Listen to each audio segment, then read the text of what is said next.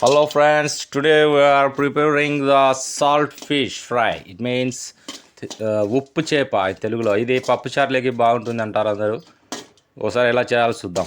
First చేపలు తలలు తీసేసుకొని ఈ యొక్క ప్యాన్లో వాటిని వేయించాలి, నూనె లేకుండా వేయించి వేడి నీటిలో ఈ వేయించిన చేపలను వేసి చిన్నగా రబ్ చేసి రుద్దాలి.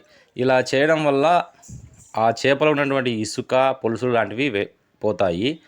తర్వాత ప్యాన్లో సరిపడా నూనె వేసి ఆయిల్, అల్లం వెల్లుల్లి పేస్ట్ వేసి బాగా వేయించాలి. వేయించిన తర్వాత ఈ నీటిలో ఉన్నటువంటి చేపలను, అంటే వేడి నీటిలో చేపలను తీసి అందులో వేసి కొద్దిగా వేయించి పసుపు, కారము, తర్వాత గరం మసాలా వేయాలి.